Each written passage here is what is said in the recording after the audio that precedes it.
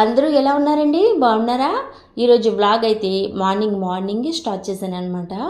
ఇదైతే మనకి Sunday vlog అన్నమాట. సండే వచ్చిందంటేనే ఇంకా మనకి నాన్ వెజే కదా. ఉదయాన్నే ఇదిగోండి రొయ్యలు అయితే తీసుకున్నాను. ఇక ఇందులోకి వేడి నీళ్ళు కాచి వేస్తే తొందరగా మనకి తొక్క ఊడి వచ్చేస్తుంది కదా ఈ రొయ్యల్లో. అందుకని వేడి నీళ్ళు పెడుతున్నాను రొయ్యల కోసం. మనం అనుకుంటాం సండే వచ్చిందంటే హ్యాపీగా రెస్ట్ తీసుకోవచ్చు, పిల్లలకి స్కూల్ ఉంటుంది కదా, హడావిడి ఏమి ఉండదు అని. కానీ సండేనే ఎక్కువ పని ఉంటుంది.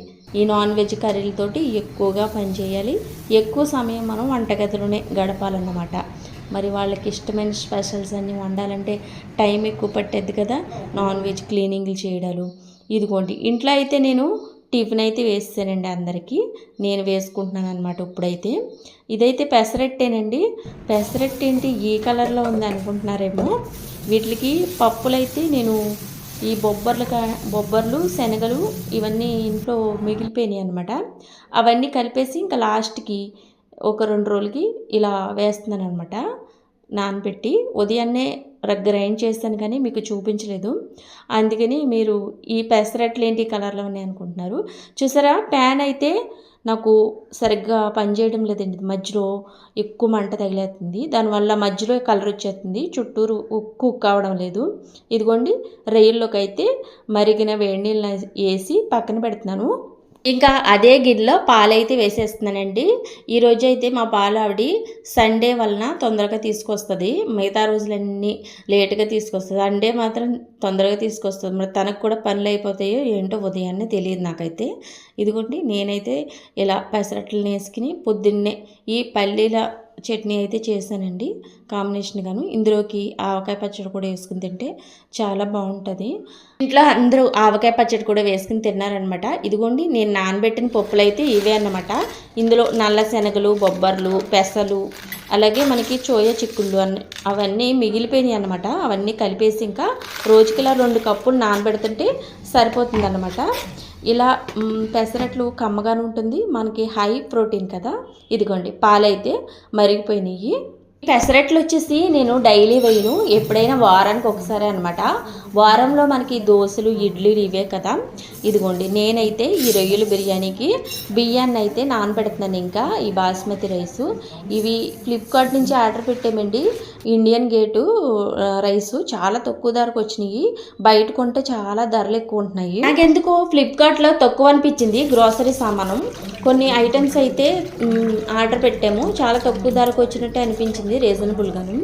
బయట వాటి మీద కంపేర్ చేస్తే చాలా తక్కువ ధర వచ్చినట్టు అనిపించింది. ఇదిగోండి వాటర్ అయితే వేసి ఇంకా బియ్యాన్ని నానబెడుతున్నాను. ఇలా నానబెట్టుకున్నామంటే మనకి పెద్ద సైజులోగా వస్తుంది కదా బియ్యం. అయితే ఒక అరగంట గంట అయినా నానబెట్టుకోవాలి.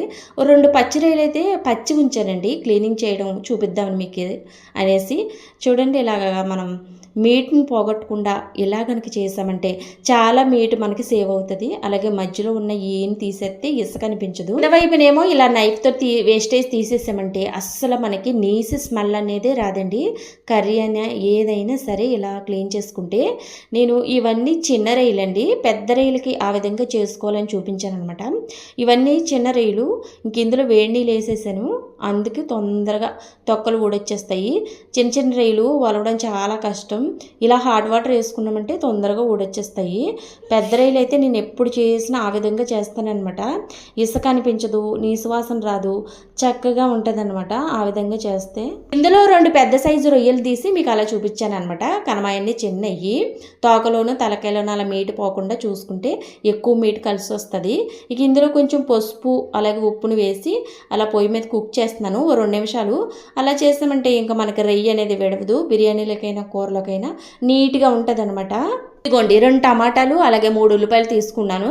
నేను తీసుకున్న ఒక గ్లాస్ బియ్యానికి ఇవి సరిపోతాయి అనేసి. ఇంక ఈ సండే వచ్చిందంటేనే చూసారు కదా ఎంత పని అంటే అంత పని ఉదయం నుంచే. బియ్యాన్ని టిఫిన్ అయిన వెంటనే మొదలు పెట్టేయాలి, లేదంటే ఈ నాన్ వెజ్ వంటలతో అస్సలు అవ్వదు పని. అయితే క్లీనింగ్ చేసుకునేటప్పటికి చాలా టైం పట్టద్ది. ఇదిగోండి కుక్ అయింది కదా రొయ్యలు అయితే, ఇవైతే ఓ పక్కన పెట్టేస్తున్నాను. ఇంకా గిన్నె పెట్టేసానండి నేను బిర్యానీకి అనేసి. ఏ రైస్తో చేసిన ఆ రొయ్యల బిర్యానీ ఎంత కమ్మగా ఉంటుందంటే ఆ ఫ్లేవర్ అంతా అబ్జర్వ్ చేసుకుని రైసు చాలా బాగుంటుంది. రొయ్యల బిర్యానీ నా ఫేవరెట్ అసలు ఏ బిర్యానీ కన్నా. ఇదిగోండి కొంచెం నెయ్యినైతే వేసాను, ఆయిల్ కూడా కొద్దిగా వేసాను. ఇందులోకి ఇంకా చెక్క, లవంగ, యాలకులు యాడ్ చేశాను కొద్దిగా. అలాగే నేను ఇంట్లో గ్రైండ్ చేసి పెట్టుకుంటానండి ఈ మసాలాలన్నీ కలిపి, బిర్యానీ మసాలాలు పొడుము అది కూడా ఒక స్పూన్ వరకు వేసి, ఇంకా మనం కుక్ చేసుకున్న ఈ రొయ్యలు కూడా వేసి ఒకసారి వేయించేస్తున్నానండి. మా పిల్లలైతే ఈ రొయ్యల బిర్యానీలోకి చికెన్ కర్రీ వద్దు, ఫ్రై చేయమని చెప్పారు. చికెన్ తెచ్చుకున్నారనమాట, చికెన్ ఫ్రై చేయమన్నారు. కానీ మరి రైస్లో మనం కలుపుకునేలా ఉండాలి కదా, అందుకనేసి ఇంకా నేను కర్రీ కాకుండా అలాగే ఫ్రై అని కాకుండా కొంచెం గ్రేవీ తరహాలోనే ఫ్రై చేశాను అనమాట. కొంచెం రైస్లో కలుపుకొని కమ్మగా బాగుంటుంది కదా. ఉత్తినే మనం పకోడీలా చేసినా మనం రైస్లో అంతగా బాగోదు, అందుకని ఇలా గ్రేవీగా చేశాను అనమాట. ఇదిగోండి చికెన్ అయితే శుభ్రం చేసి పక్కన పెట్టాను. ఇంకా చూసారా, ఉదయాన్నే నేను ఫ్రిడ్జ్లోకి వెళ్ళి చూశాను, అల్లం వెల్లుల్లి పేస్ట్ అయితే లేదు. టయానికే ఉండదన్నమాట. ఇది కూడా మనకి పనుల్లో పనిగా ఇలా పెద్ద పని పెడుతుంది ఈ అల్లం వెల్లుల్లి పేస్ట్ ఒక్కొక్కసారి. ఇదిగోండి అల్లం వెల్లుల్లి పేస్ట్ అయితే 2 స్పూన్ల వరకు వేసాను, మిక్సీ పెట్టేసాను అనమాట. ఇంకా ఒక 4 రోజులు వచ్చేస్తుంది. ఇంక ఇందులో కారం, ఉప్పు సరిపడా వేసి ఒకసారి కలిపేసానండి. ఇంకా బియ్యం మనం 2 గ్లాసులు అయితే తీసుకున్నాం కదండి, మరి ఇంకా 4 గ్లాసులు వాటర్ వేసేస్తాను ఇందులోకి. అయితే బాగా కుక్ అయిపోద్ది. ఇదిగోండి బియ్యం కూడా వేసి ఒకసారి కలిపేసి ఇంక ఇందులోకి వాటర్ అయితే వేసేస్తానండి. ఆదివారం వలన ఇంక టీవీలకు అతుక్కుపోతారు కదా. ఇదిగోండి టీవీ సౌండ్ అయితే ఎక్కువ పెట్టేశారు, అది వచ్చేస్తుందని, టీవీ సౌండ్ ఎక్కువ వచ్చేస్తుందని నేను ఆఫ్ చేశాను అనమాట సౌండ్ అయితే. ఇదిగోండి బిర్యానీ అయితే రెడీ అయిపోయింది. ఇంకా ఇక్కడ ఏంటంటే బిర్యానీ అయ్యాక నేను కర్రీ చేయాలండి. నాది ఒక పొయ్యి అయితే పనిచేయడం లేదు, ఒకటే పనిచేస్తుంది అనమాట. ఒకటిని ఆ చిన్న పొయ్యే పనిచేస్తుంది, ఆ 2 పనిచేస్తున్నాయి. దానికోసం ఒకటి అయ్యాక ఇంకొకటి వండాలి. ఈలోగా నేను అది ఉడికేలోగా ఫ్రెష్ అయ్యి వచ్చేస్తాను. ఇంకా ఇదిగోండి ఫ్రైకి అయితే నేను ఈ ఐటమ్స్ అయితే తీసుకున్నాను. మసాలాలు జీలకర్ర, ధనియాలు, ఎండుమిర్చి, అలాగే గసగసాలు, కరివేపాకు, కొంచెం ఒక చెక్క, లవంగ, యాలక తీసుకున్నానండి. తక్కువ తీసుకున్నాను, మసాలా మరీ స్పైసీగా కాకుండా. కానీ ఇది స్పైసీగానే ఉంటుందండి, స్పైసీగా కమ్మగా చాలా బాగుంటుంది, ఎందుకంటే ఇందులో మనం పెప్పర్ కూడా యాడ్ చేస్తాం కదా. ఇదిగోండి చికెన్లోకి అయితే కొంచెం ఉప్పుని, అలాగే ఇలా అల్లం వెల్లుల్లి పేస్ట్, కొంచెం ఆయిల్ని వేసి మూత పెట్టేశాను. ఇంకా అది ఉడికేలోపు మసాలా అనేది వేపుకుంటున్నానండి. ఇందులో ఒక స్పూన్ వరకు నువ్వుల్ని యాడ్ చేశాను, కొంచెం గ్రేవీగా బాగుంటుంది, కమ్మగానే ఉంటుంది, అలాగే మంచిది కూడా కదా హెల్త్కి. ఇదిగోండి చికెన్ అయితే ఇలా ఉడకపెట్టుకుంటేనే మంచిది. ఒకవేళ మనం కుక్కర్లో వేసామంటే పీస్గా అయిపోయి ముక్క తినేటప్పుడు చాలా చిరాగ్గా ఉంటుంది. మటన్ మాత్రం అలా కుక్కర్లో ఉడకబెట్టుకున్నామంటే మనకి జ్యూసీగా తయారవుద్ది, ఇలా ఫ్రై చేసుకున్నా బాగుంటుంది. మటన్ ఈ విధంగానే చేయొచ్చు. ఇదిగోండి మసాలా అయితే మిక్సీ పట్టేసాను. మటన్ని ఈ విధంగానే చేసుకుంటే ఫ్రై చాలా బాగుంటుందండి, కానీ మనం కుక్కర్లో ఉడకబెట్టుకోవాలి. అది మామూలుగా ఉడకబెట్టినా ఉడకదు కదా, ఎప్పుడుకో చాలా టైం పట్టేస్తుంది. ఇంకా గిన్నె పెట్టేసానండి, మసాలా సిద్ధమైంది. మనం చికెన్ కూడా ఉడకబెట్టేసుకున్నాం కదా. ఇదిగోండి గిన్నె పెట్టేసి ఇంకా ముందుగా ఉల్లిపాయలను అయితే దోరగా వేయించేస్తున్నాను. నేనైతే చికెన్నే ఇష్టపడతాను ఎక్కువగాను, మటన్ అంతగా ఇష్టం ఉండదు. అది ఎక్కువ కాస్ట్ ఉంటుంది కానీ ఇష్టం కూడా ఉండదు ఏంటో మరి. మా ఇంట్లో పిల్లలు కూడా అంతే, మటన్ అంతగా తినరు, చికెన్ ఎక్కువగా తింటారు. సండే వచ్చిందంటేనే చికెనే గుర్తుకొస్తుంది. కానీ ఏంటంటే ఈ మధ్యలో చికెన్ తినకూడదు అంటున్నారు కదా, అందుకోసం ఇంకా మటన్ అప్పుడప్పుడు మటన్ వండుకుంటున్నాము.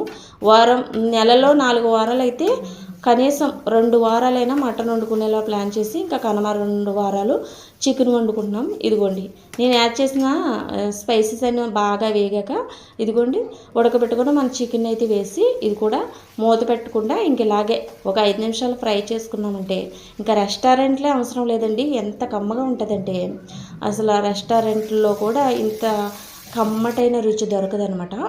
ఈ విధంగా మనం కొంచెం కష్టపడ్డామంటే మంచి నాన్ వెజ్ రెడీ అయిపోద్ది. ఇంట్లో అందరూ చాలా కమ్మగా తినేస్తారు. చూడండి రెడీ అయ్యి. నేనైతే సండే ఈ విధంగా చేశానండి వంటలు. మా అబ్బాయి అయితే వచ్చాడు. Spicy chicken curry. Anybody want to make that chicken curry? Sunday vlog అయితే ఇదండి. వీడియో ఎలా అనిపించిందండి మర్చిపోకుండా కామెంట్ చేయండి, అలాగే లైక్ చేసి సబ్స్క్రైబ్ చేయండి. కొత్త వారు ఎవరైనా చూస్తుంటే సబ్స్క్రైబ్ చేసి సపోర్ట్ చేయండి. మరో మంచి వీడియోతో మళ్ళీ కలుద్దామండి.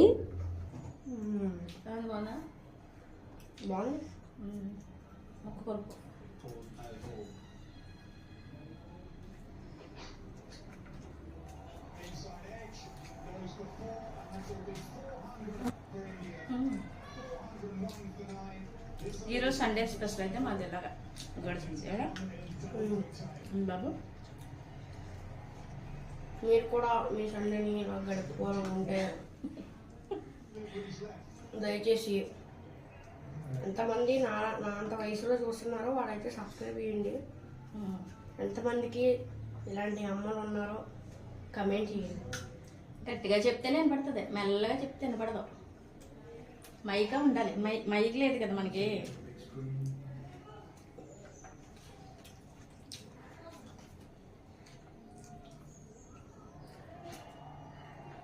మొక్క వచ్చిందా?